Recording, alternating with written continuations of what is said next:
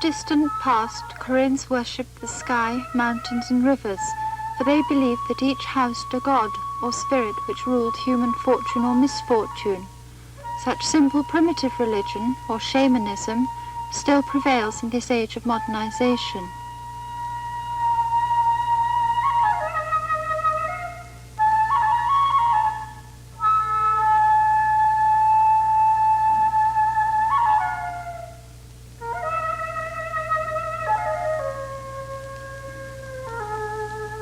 This is a small shrine dedicated to a protector god.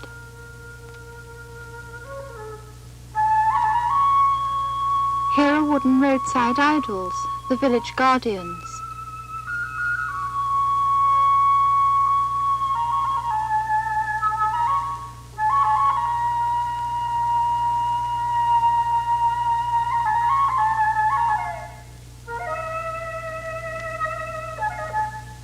In this fishing village is a shrine to the sea goddess. To appease her possible anger, the villagers make an offering of phallic symbols.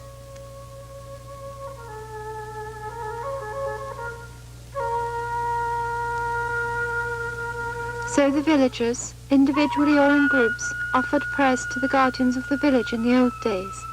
They believed that they would be punished heavily if they disobeyed the gods.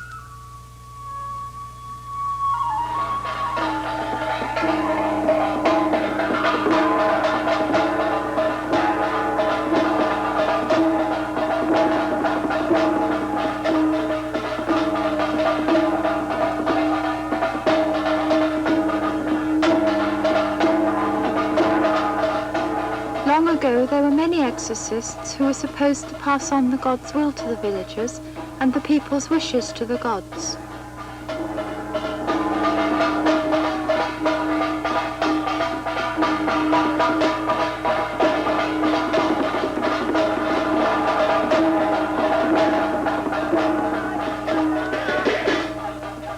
An exorcist, therefore, would appease the gods in order to bring blessings to the people, heal the sick, and send the souls of the dead to paradise.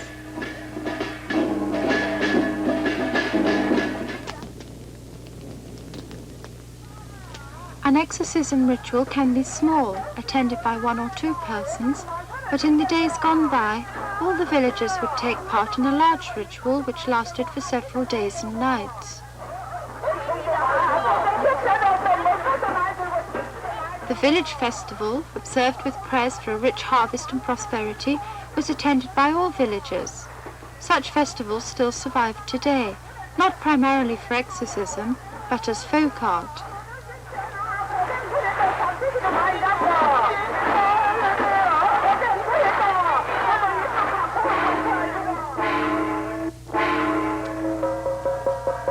Korean shamanism took root among the people long before Buddhism, Confucianism or Christianity were introduced.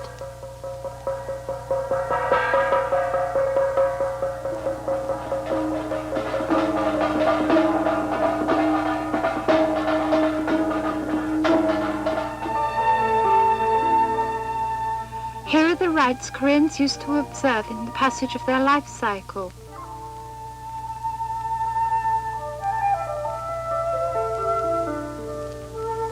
In the past, many Koreans believed a child's birth was governed by the 3 gods of birth.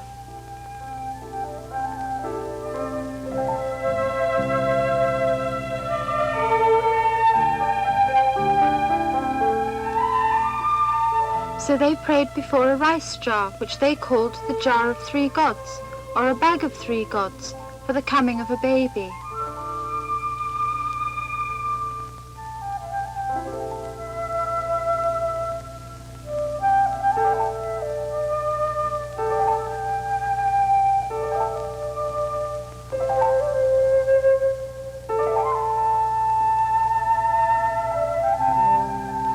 When a child was born, a straw rope was hung across the gate to keep outsiders from coming into the house, which was considered a dangerous influence.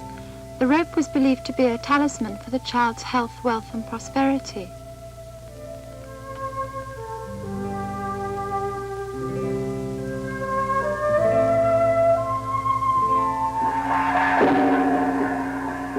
If the child became sick, an exorcist was invited in to drive out the evil spirit so that he could be healed.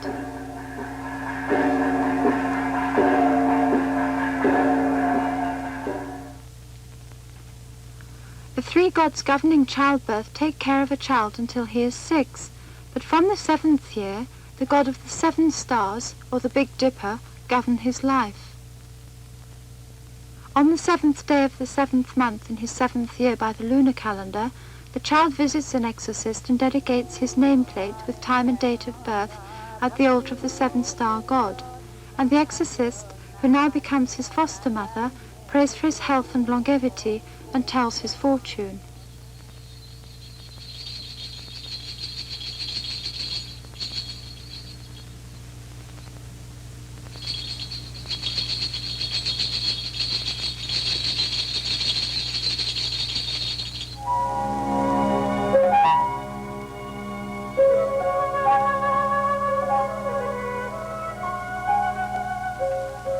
When a bride arrived at the groom's house after a wedding, the family put on a ceremony outside the front gate to drive out misfortune before she entered the house.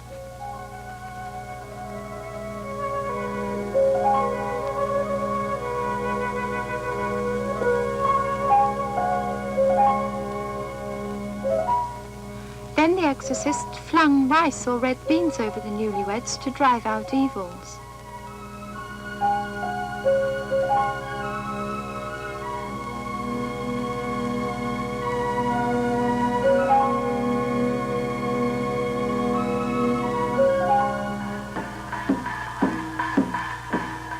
Some become exorcists hereditarily, while others receive their vocation from the gods.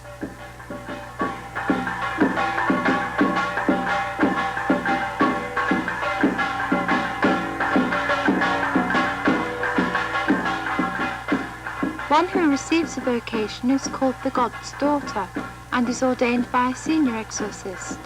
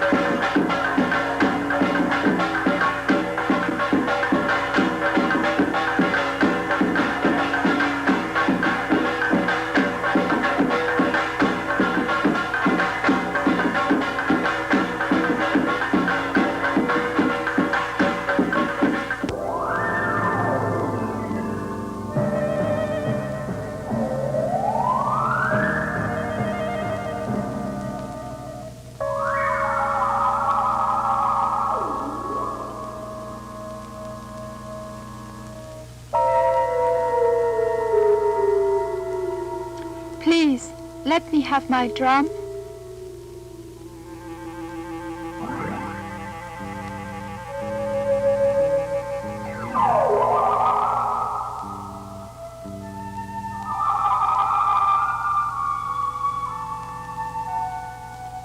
Take the drumstick and hit the drum to prolong human life and to bestow blessings.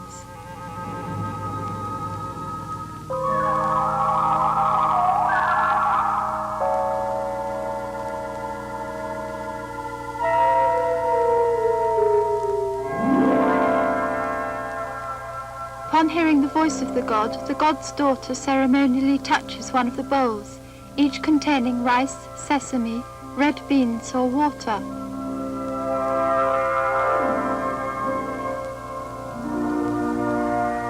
If she touches the water bowl, for instance, it means that the dragon god is here.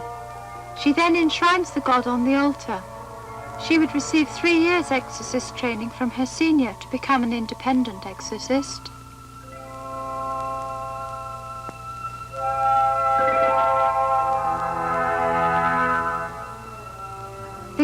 full-fledged exorcist now follows the path of shamanism with a sense of mission that she would serve the god by leading the people from adversity to good luck and from despair to hope.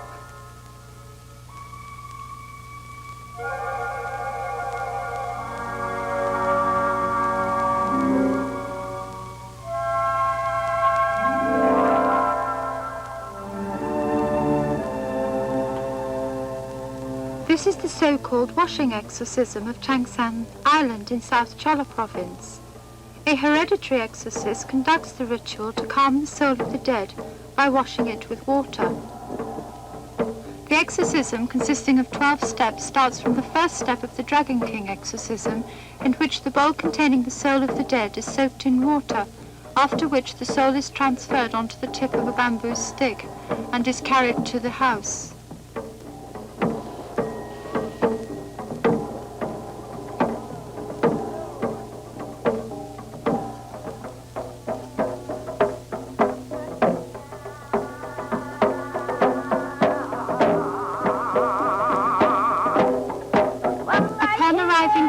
Three exorcist rituals are observed consecutively in the kitchen, in the wooden-floored hall, and before the altar prepared in the courtyard. Singing and spell chanting by the exorcist are repeated to the accompaniment of drum, gong, and flute.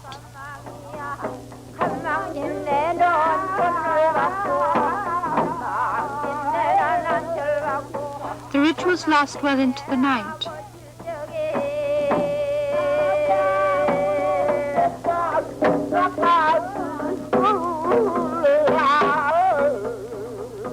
The next step is the ritual of easing the grievances of the dead soul by symbolically untying 7 knots in a piece of cloth, one by one.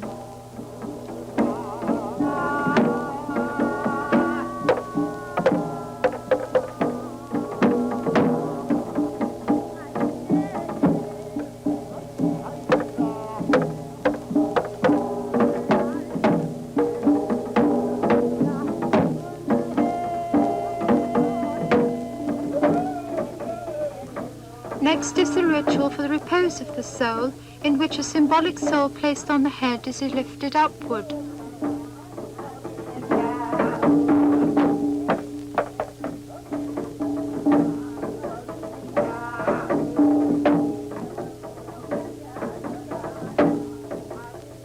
As the next step, the soul is put into a bronze vessel which symbolizes the head, and with a paper costume patterned after the body, it is put on a rolled mat or straw bags.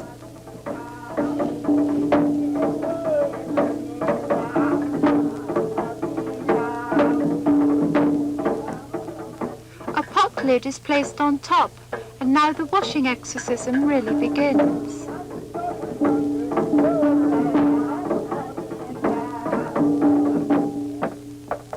After the chanting of spells which precede striking the lid and the mat or bags are washed with clear water, mugwort water and incense water in that order, and then wiped with a cloth.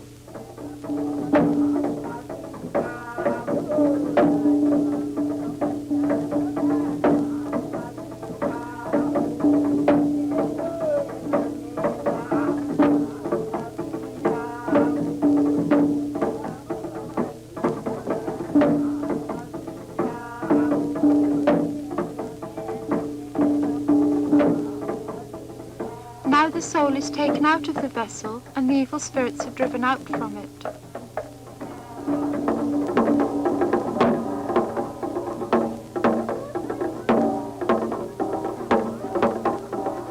The cleansed soul is put on the altar and then into a basket. The next step of sending the soul begins.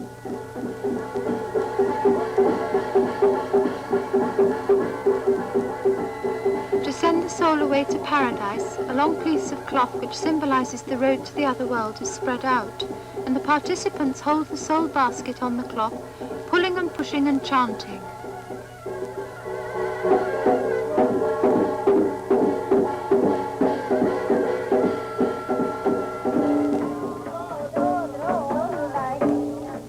At daybreak, they dance and sing, holding clothes belonging to the deceased in their hands.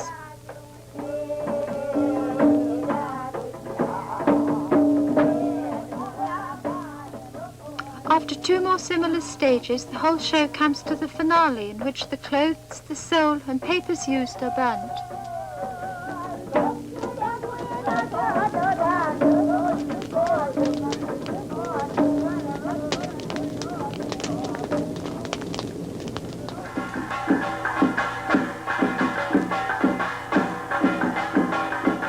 The exorcist rituals observed in different parts of the country may seem quite different from one another, but they hold basic elements in common, and therefore it is not hard to understand all if you know one of them.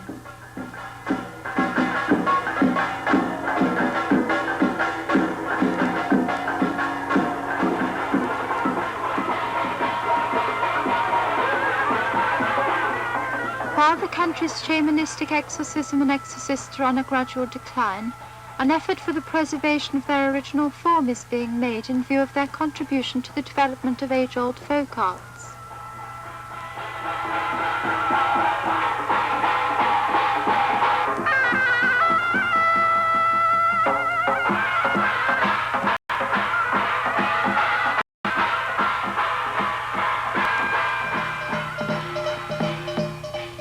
Exorcism comprises singing, dancing, and spell chanting. In the course of its development, singing gave influence to the folk song, dancing to folk dances, and spell chanting to prose and poetry.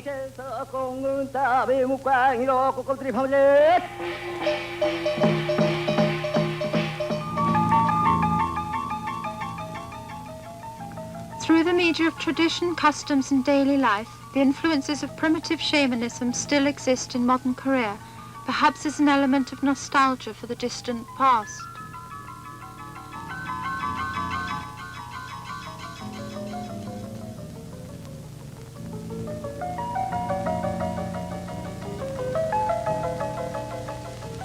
Modern men live amid the wheels of science and civilization, and yet, around Korean workers in mammoth modern plants coexists the resonance of shamanistic belief, which can be traced back to the pre-Christian era, because the nation's folk arts and customs have taken their roots in these old remnants of old Korea.